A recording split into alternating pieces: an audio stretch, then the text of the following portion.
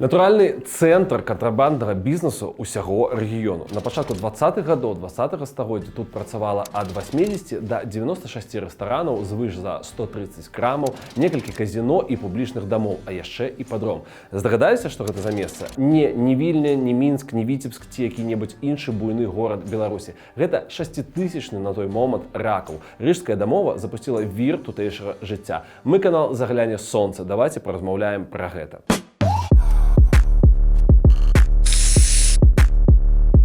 Рыжская дамова такая сабе падзея ў гісторыі нашай краіны. Беларусь тады падзялілі без Беларусі. Мы рабілі пра гэта адпаведны выпуск, паглядзіце яго, калі ласка, і падпішыцеся на канал. Але Ракаў, паводле той самай рыжскай дамовы, нечакана для сябе упершыню апынуўся памежным горадам. Зразумела, вельмі пашчасціла застацца па польскі бок, а не па савецкі бок мяжы. Дарэчы, пра гэта мы крыху распавядалі ў выпуску, прысвечанаму Сергею Пясецкаму. Вялікі вам дзякуй, што паглядзелі яго і падтрымалі нашу ідэю відосу пра залаты час Ракава. Давайте я дазволю сабе яшчэ адзін лірычны адступ, бо інтрадукцыя і так ужо зацягнулася. Нагадваю, што не з'яўляюся адмыслоўцам у гістарычнай галіне і застаюся неафітам, які наўпрост атрымлівае новыя веды, перапрацоўвае іх і агучвае ў кадр. Ну вось як цяпер. Іх асноўным дылерам з'яўляецца наш гістарычны рэдактар Алесь. І сёння ён зладзіў фантастычны перформанс. Маіх ведаў пра ракаў, калі шчыра, хапала толькі на тое, каб узгадаць Іду Розенталь. Яна нарадзілася ў гэтым мястэчку, а пасля эмігравала ў ЗША. Вядома тым, што прыдумала станік і зрабіла жыццё мільёнаў жанчын лепей. Іда пераехала ў Амерыку ў 18-гадовым узросце перад Першай сусветнай вайной. На той момант Ракаў нічым не выдзяляўся. Ганчарнай майстэрні, ну там пару мануфактуру, а так соннае мястэчка. Рыжская дамова ўсё змяніла. Мінск на адлегласці 36-40 кіламетраў, але гэта ўжо іншая краіна. Адпаведна, ёсць мяжа, але жудасна дзіравая. Менавіта гэта забяспечыла Ракаў 18 гадамі росквіту.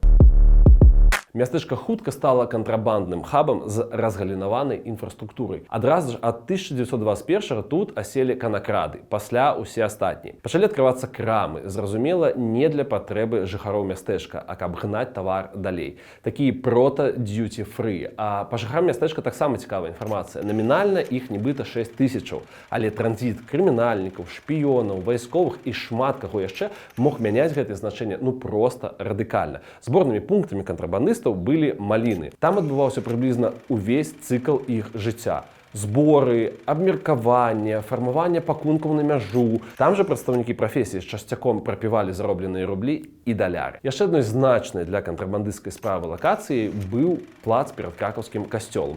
Натуральнае месца сустрэчаў. А менавіта самі грошы і тавары, часам яны прыходзілі нават з ЗША, маглі хаваць на мясцовых могілках. Месца небяспечнае, бо можна было прыйсці туды, трапіць у засаду і застацца назаўсёды. Усё ж такі першасны функцыянал могілак такі і ёсць. Агулам кажуць, кар'ера адмыслоўцаў уцягнулася не вельмі доўга, год, максімум 2, бо прафесійны поспех шмат у чым залежаў ад удачы. А калі шчасціла, пачыналіся алкатуры па развітай інфраструктуры Ракава, што таксама не спрыяла здароўю. Жэнечка, калі ласка, выведзе плашку, што бухаць зло. Калі пачалі пра тавары з ЗША, трэба зазначыць, што везлі прыблізна усё. З Польшы на ўсход наступныя тавары: сахарын, дамскі абутак, біжутэрыю, гарбату, каву, польскую гарэлку, віно, ваўняную тканіну на спадніцы, сукенкі, кашулі і, што цікава, жаночую бялізну. Шчыра, я калі чытаў менскую трылогію, вельмі здзіўляўся, што воры так акцэнтаваліся на ёй. Крышачку тагачаснай эканомікі. Звычайны крэмень для запальнічкі ў Польшчы на той момант каштаваў 10 рублёў, у БСР 50.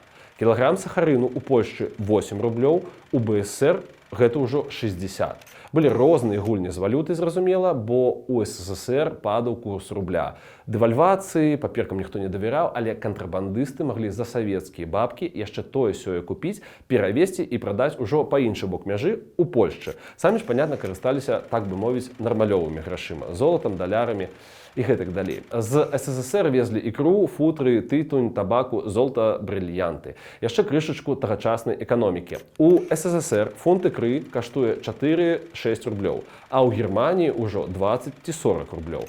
Слушнае пытанне ад нашага гістарычнага рэдактара. Як яно не псавалася і даязджала да Final Destination? Калі разумееце, калі ласка, адкажыце на гэтае пытанне ў каментарах і разам з тым падпішыцеся на наш канал. Мы спадзяёмся, што кампанія 10 000 падпісантаў на загляне сонца хутка атрымае свой поспех. Але асобная катэгорыя гэта жывы тавар, то бок людзі, якія хацелі вырвацца з савецкага раю. За пераход граніцы без рэчаў праваднік браў 200 рублёў, з рэчамі ўжо 300. Паслугай карысталіся былыя арыстакраты, уласнікі маёнткаў, чыноўнікі, афіцэры, духавенства, іх родныя. Зразумела, яны стараліся мець пры сабе хоць які залаты запас. Ім і плацілі праваднікам-кантрабандыстам, каб тыя праз лес правялі ў вольны свет. Тагачасны байсол, але не бясплатны. Ну і праваднікі, на жаль, часам маглі кідануць. Цікава, што адным са зборных пунктаў па савецкі бок быў не толькі Мінск, але і Орша, вузлавая буйная станцыя і дарога па ўсім СССР далей. І там акумуляваўся не толькі тавар, туды таксама ехалі так званыя былыя людзі, якія хацелі сваліць з Саюза, і там ужо шукалі патэнцыйных праваднікоў. Найдрабнейшыя удзельнікі кантрабанднага харчовага ланцужку – мрувкі альбо мурашы. Людзі, якія хадзілі з вялікімі торбамі-носкамі на сваіх двух нагах. Гэта сапраўды вялікія торбы або заплечнікі, нешта паміж вайсковым і турыстычным савецкім. Часам ужываліся дадатковыя абвесы і паясы, на якіх усё вісела. Больш прасунуты ўзровень – цягнікі. Была такая станцыя Негарэлая паміж Ракавам і Мінскам. Там усё яно і прыязджала. У Негарэлым адбылася абсалютна фантастычная гісторыя ў 1935 годзе. У перакладчыцу Марыю Вегенер закахаўся японскі журналіст Кабаяші Хідэо і паабяцаў вывезці тую плюс яе дачку з савецкага раю. Жанчын схавалі ў 2 чамаданах з дыпламатычнай поштай і павезлі цягніком з мега-маршрутам Манчжурыя, Францыя. Final Destination быў Парыж, то бок праз палову света. Але НКВД даведаўся пра ўсё гэта. Марыю выслалі ў лагер, дзе яна праз год, на жаль, памерла. Лёс дачкі Надзеі невядома. Іхных родных таксама рэпрэсавалі. Везлі цягнікамі і розны тавар, у тым ліку патрабляючы дзяржаўныя пломбы. Маўляў, усё па закону. Практыкаваліся шматлікія хітрасці, камізэлькі, куды пачуваліся розныя кішэні, альбо шматслойныя адзёжкі, каб туды напіхаць нешта. Калі чалавек ехаў возам ці санямі легальна праз мяжу, то там рабіў сабе падвойнае ці патройнае дно. Дылетанцкі варыянт проста закрыць тавар хворастам ці нейкім побытавым лайном.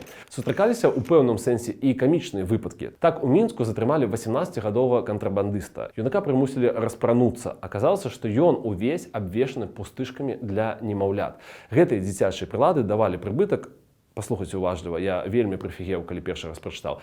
Яны давалі прыбытак у 500%. Мясцовая савецкая прамысловасць яшчэ не навучылася вырабляць лёгкую гуму, таму рэчы з яе карысталіся найвялікшым попытам. А адным з самых вядомых было затрыманне на мінскім чыгуначным вакзале ў 1925 падазронага мужчыны з 2 вялікімі кошыкамі цыбулі. Пасля дагляду высветлілася, што кошыкаў не 2, а 4, і яны былі злучаны суровымі ніткамі паміж сабою. Ва ўнутраных кошыках знаходзілася 48 каштоўных скурак марскога коціка, а на дне ляжалі 69 срэбных царскіх рублёў. Але найбольшы поток ішоў праз зялёную мяжу, то бок лясамі. Паводле дакументаў НКВД БССР, ад 1921 до 1935 году на польска-савецкай мяжы затрымана 550 дыверсантаў, 4902 шпіёны, 13656 кантрабандыстаў. Ачмурэць.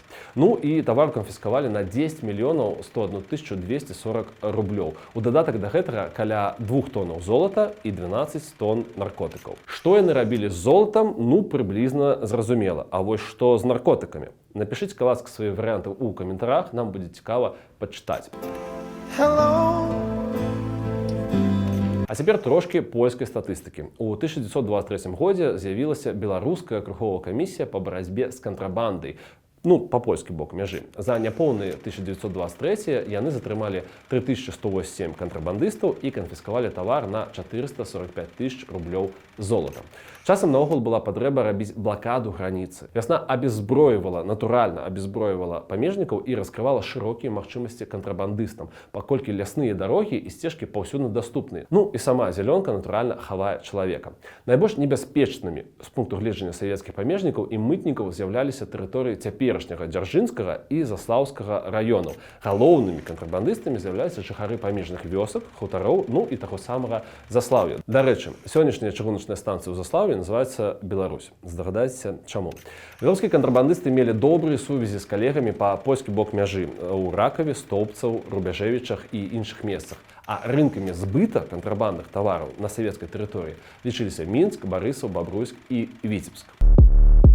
Кінакампанія «Загляне сонца» прадстаўляе вам харчовы ланцужок польска-савецкіх кантрабандыстаў. Шэрагоўцы – гэта мрувкі, тыя, хто на сваіх плячах цягаў рэчы. Гуртаўнікі, чытай аптавікі, якія збіралі парты. Дылеры – гэтыя людзі размяркоўвалі тавар па крамах, базарах, рэстаўрацыях. Босы /шэфы трымалі ўсё ў сваіх руках, маглі спакойна жыць там у Варшаве ці які-небудзь нямецкім горадзе і кіраваць бізнесам на месцы праз патрэбных людзей. Далучаем сюда карумпаваных чыноўнікаў ці функцыянераў КОПа, польскага корпуса охороны погранічча. Зразумела, былі і карумпаваныя савецкія памежнікі ды чэкісты. Сюды ж вяскоўцы і хутаране, якія давалі схрон і дапамагалі за долю ў справе. У польскіх спецслужбаў была свая база інфарматараў сярод вяскоўцаў, якія здавалі патрэбных людзей ці прынамсі давалі інфу, каб кантраляваць працэс і неяк сачыць. Інфарматары маглі быць платнымі, а маглі здаваць некага праз элементарную зайздрасць. Суседу, напрыклад, які мае грошы ад кантрабанды.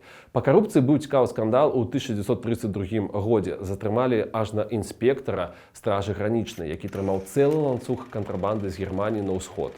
То бок ён рабіў вокны на мяжы і транспартаваў лекі. Раней у 1930-м была ўдалая засада ў савецкіх памежнікаў. Яна цікавая таму, што ўзялі групу кантрабандыстаў з агромнай партыяй сахарыну, гадзіннікаў, люксовых панчохаў, парфюмаў, пудраў на суму каля 100 000 рублёў. А прыкол у тым, што ў групе былі двое уласнікаў буйных варшаўскіх крамах, а таксама чыноўнік польскага Мінфіну і афіцэр КОП. Карацей, грошы любяць усе, часы на гэта не вельмі ўплываюць. І яшчэ адна выснова. Калі шэфы ездзілі на крутых тачках, рэдка ці зусім не рызыкавалі, елі ў лепшых рэстаранах Европы і падарожнічалі па свеце, то звыклыя мрувкі працавалі на ізнос і доўга не жылі. Выпадкаў кар'ернага росту ад мрувкі да шэфа ці боса наш гістарычны рэдактар не знайшоў. Справа з'яўлялася настолькі прыбытковай, што ў Ракаве засноўваліся адмысловыя канцэсіі, чытай фірмы ці міні-карпарацыі, якія наўпрост працавалі з кантрабандыстамі, забяспечваючы іх таварам. Такіх у мястэчку было аж на 9. З польскага боку ад 1924 году мяжу ахоўвае узгаданы ўжо КОП. Калі канкрэтна, то памежная рота КОП под назвай Ракаў. З савецкага 15-й памежны атрад НКВД БССР. Можна было падаць гэты відос як гісторыю іх супрацьстаяння, але мы больш пра людзей, чым пра арганізацыі. Тым не менш, менавіта прагрэс двух гэтых структураў скончыў залатыя часы ракаўскай кантрабанды. У 1930-х КОП з ягонай выведкай ужо лавіў не асобных мрувак, а выкрываў цэлыя каналы і ліквідаваў іх. У 1935-36 рэпартавалі, што перахапілі тавару аж на 3 500 000 польскіх злотых. Нягледзячы на тое, што ў Польшу, дзякуючы ўсім гэтым схемам, ішлі жывыя бабкі і золата праз розную дэфіцытную фігню, якую з захаду цягалі на ўсход, па дзяржаве гэта моцна біла, бо памежны рэгіён натуральна пераўтвараўся ў хаос. А на захад у тым ліку ішлі бабкі для савецкай агентуры і сама гэтая агентура. Структуры Камінтэрна, які муціў гібрыдныя войны па ўсёй Европе, у тым ліку ў Беларусі, рыхтавалі 1939 год. Яшчэ на пачатку 30-х саветы са свайго боку пачалі будаваць умацаванні. Яны знеслі большасць хутароў, якія былі пунктамі падтрымкі кантрабандыстаў. І гэта таксама паспрыяла канцу бізнеса. Цікава, дарэчы, што СССР увесь час выстаўляў Польшчы прэтэнзіі за дапамогу беглым савецкім грамадзянам. Патрабавалі выдачы, але, зразумела, ўсё было без выніку. Але гэта было пастаяннай крыніцай польска-савецкіх канфліктаў. На мяжы, што цікава, самым напружаным годам быў 1937, куды больш нервовым, чым 1939. Усе думалі, што вось-вось ужо вайна. У 1937 дашло да таго, што на мяжы быў застрэлены нават польскі афіцэр. Ну і так было да 1939 году. Калі саветы напалі, абараняць ракаў асабліва не было каму, бо вайскоўцаў перакінулі ваяваць з немцамі на іншую мяжу. А тых, хто засталіся, абараняліся гадзіны 3-4 па ўспамінах мясцовых. Усходні бок мяжы Польшчы быў натуральна голы ў плане войскаў. Цікава, што пасля 1939 мяжу пад Ракавам ніхто не адмяняў. Чалавек з заходняй Беларусі не мог наўпрост взяць і паехаць у Мінск. Яго чакаў кантроль, трэба было пропуск браць і усялякае такое.